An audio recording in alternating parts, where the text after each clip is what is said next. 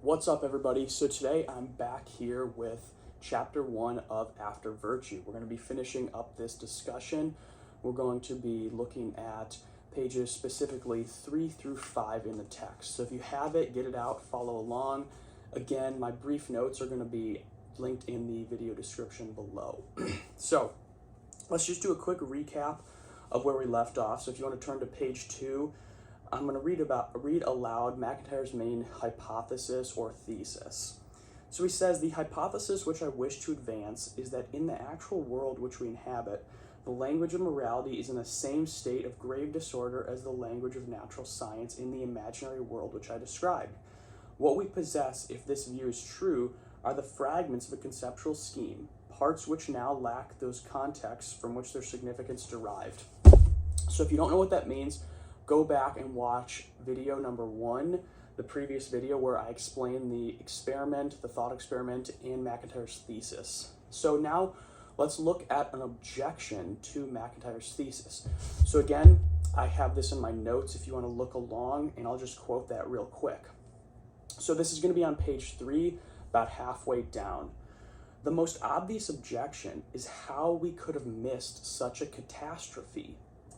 Shouldn't an event that throws all of our moral language into disorder be one of the central events in history?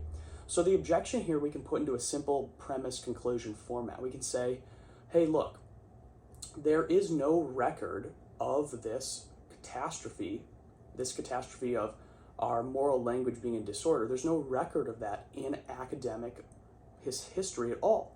And again, I think implicit in the text is also the view that, well, the individual, so you, me, everybody around us, we haven't heard of this. We don't know about this. If you wouldn't have picked up this text, you most likely would have never heard of this catastrophe.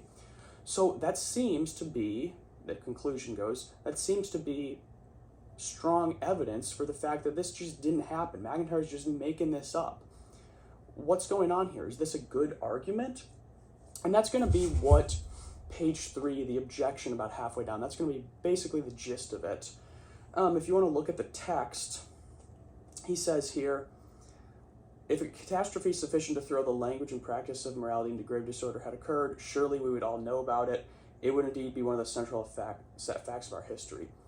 Then he goes on to say, my hypothesis must simply be abandoned. So that's going to be the argument. How is he going to respond to this? How are we going to respond to this to defend MacIntyre here?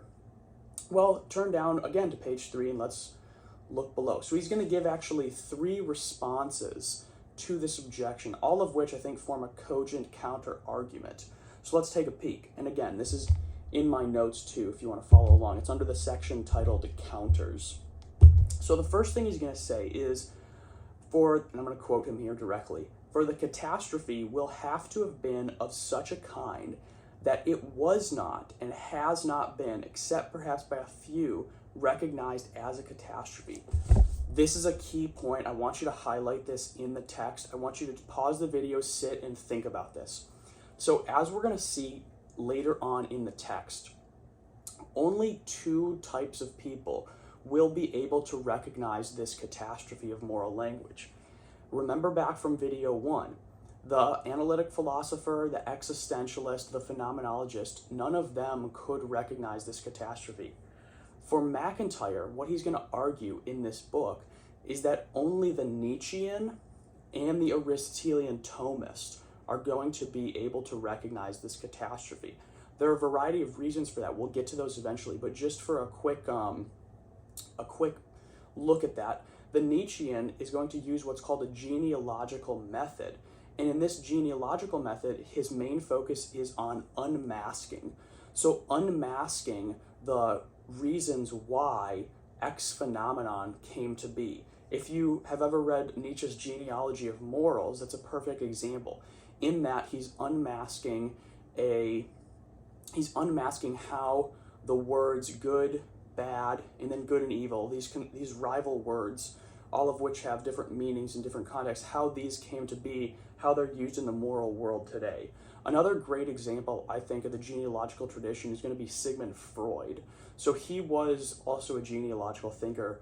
very concerned with unmasking. So he's going to unmask in Future of an Illusion and Civilization and Its Discontents. He's going to unmask why he thinks religion, again, Totem and Taboo is another great work of his that exemplifies this genealogical method. He's going to be unmasking why religion exists, and doing it through a look at its origin. Now, for the Aristotelian Thomist, they are going to be also providing a critique of modernity, a critique of contemporary ethics, but it's not going to be using the genealogical method. They're going to be using a radically different method derived from Thomas Aquinas and the Disputates format. That's what it's called. So we'll look at that later. I want to leave that for now, but just keep that in mind, that the Aristotelian Thomist and the Nietzschean are going to be the only types of people that can really recognize this moral catastrophe that we face. So let's turn now to his second counter to the counter, if you want to say. So this is going to be at the top of page 4. And this is a really interesting one. So he's going to say that history, by now in our culture, means academic history. And academic history is less than 2 centuries old. So he's going to go on to say, look, yes, this hypothesis doesn't appear in academic history. But that's not a bad thing. In fact, it should be that way. Now, academic history, being only 2 centuries old, according to MacIntyre, is necessarily going to leave out the genesis of his hypothesis, because his hypothesis is that this started way back. This started with the beginning, the advent of the Enlightenment around there. That's, I mean, if you want to even trace it back, I guess you could go back further to some of the later medievals like Occam, and but we'll get to that. We'll get to that eventually. So if you want to think back to the top of page 3, which we discussed the last time, I mentioned that in his discussion of history, to understand this catastrophe, his hypothesis, we need to look at history through an evaluative lens. We need to presuppose standards. We need to presuppose a time when things in the moral language were good, when they were bad, or when the catastrophe happened, and a state today of order and disorder. So here, MacIntyre, top of page 4, is going to say that this is impossible. To quote him, suppose that it is that the standpoint of academic history is such that from its value-neutral viewpoint, moral disorder must remain largely invisible. That's crucial. Go ahead, highlight, underline that in the text.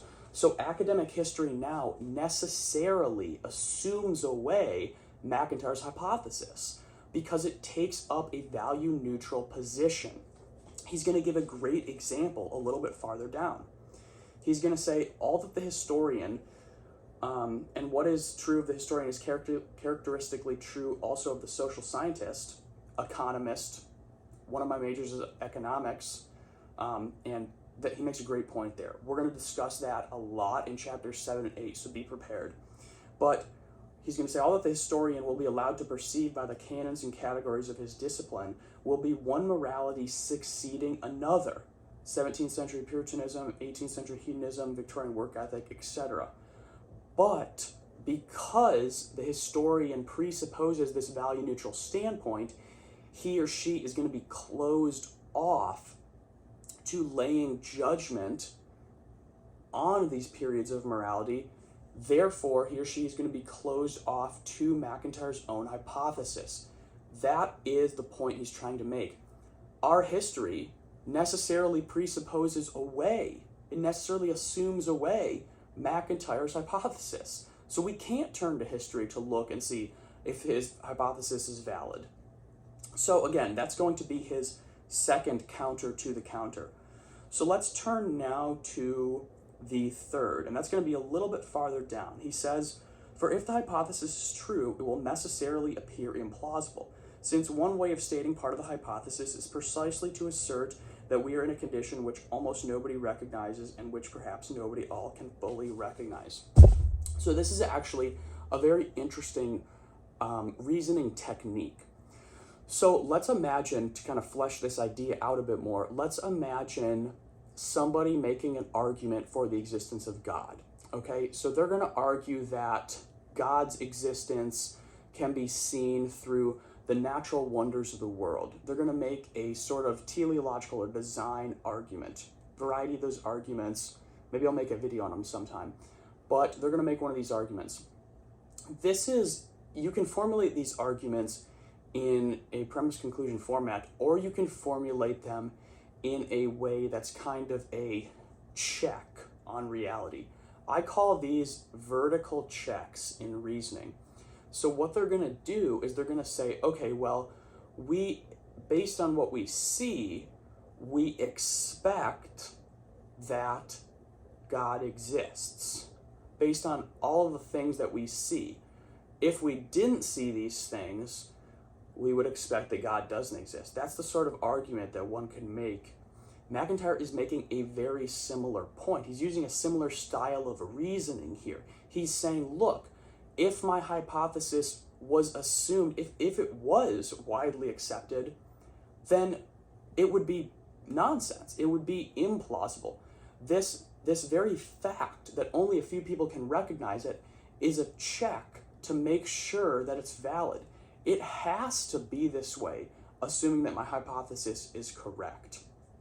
I don't know if I explained that well enough. If you're confused about that point, read over the text, rewind the video.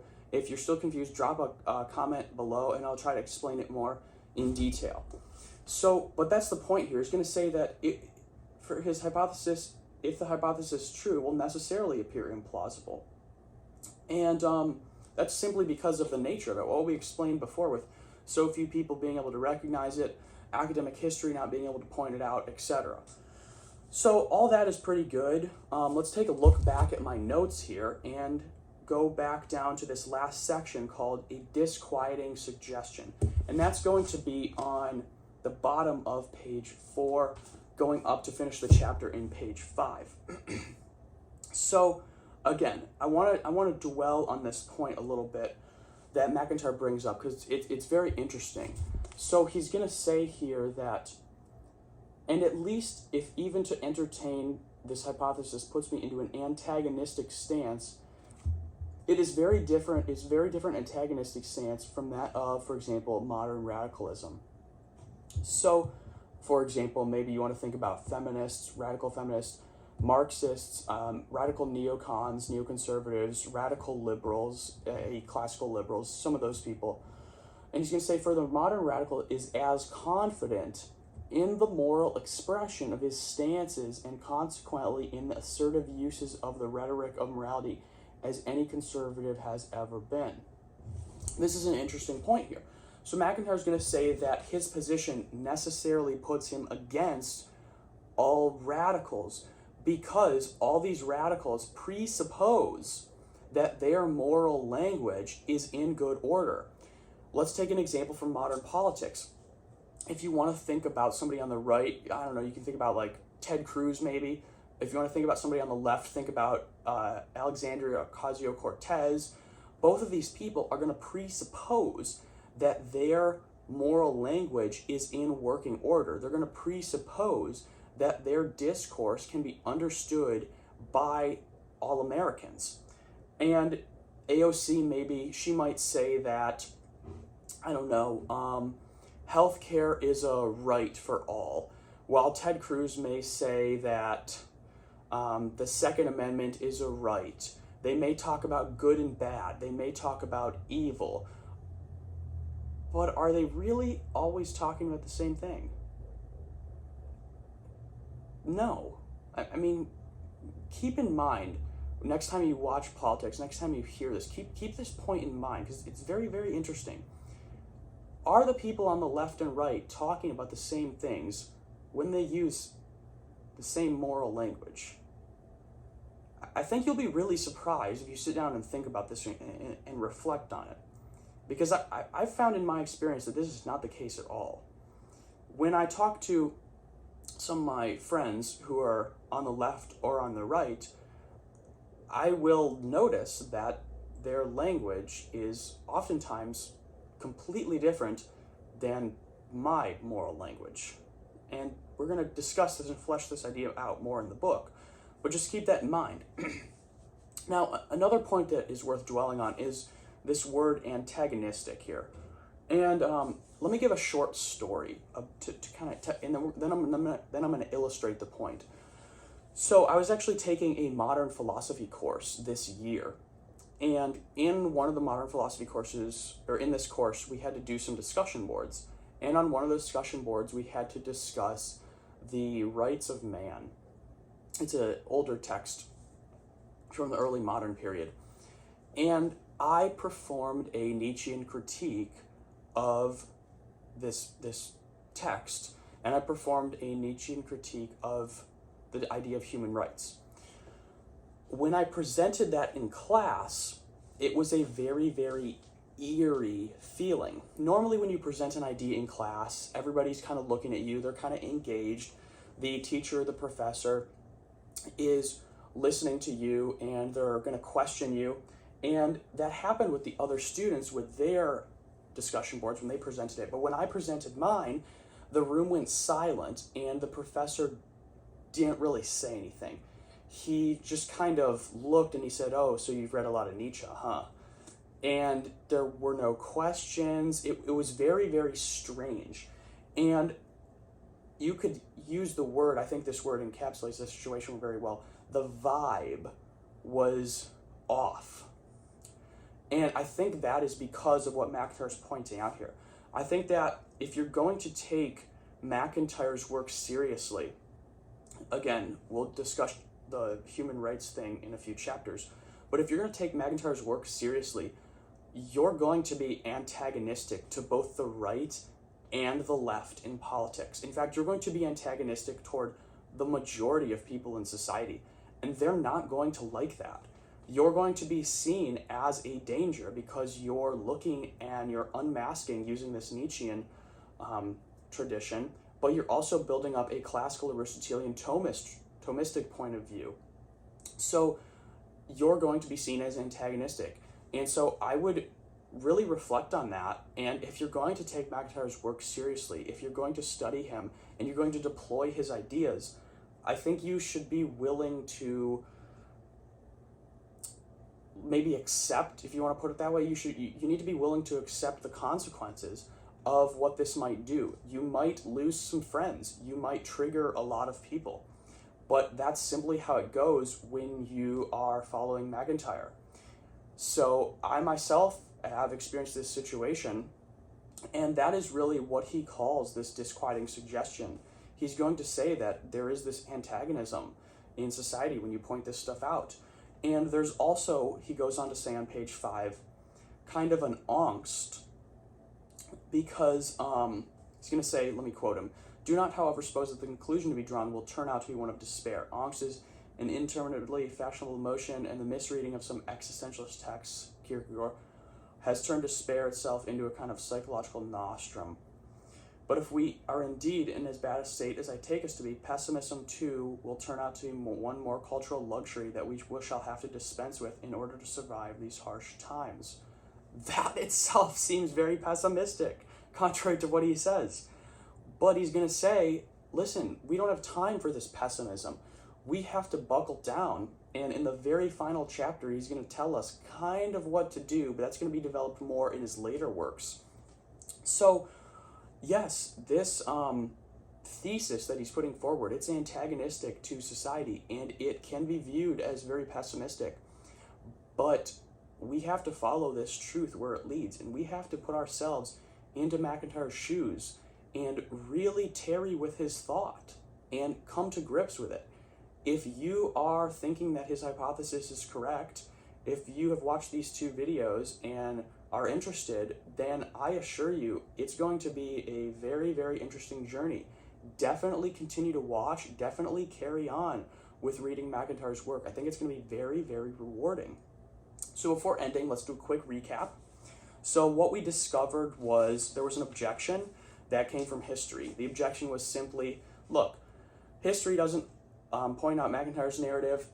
people outside, your neighbors, everybody else, your peers, they don't know about MacIntyre's narrative, his thesis here, so why should we suppose it? MacIntyre's going to give 3 counters. He's going to say that this catastrophe will have to have been of such a kind that it has not been recognized as a catastrophe. Only Nietzscheans using that genealogical method, so Nietzsche, Foucault, Sigmund Freud, if you want to throw them in there, and the Aristotelian Thomists are going to be able to recognize this catastrophe.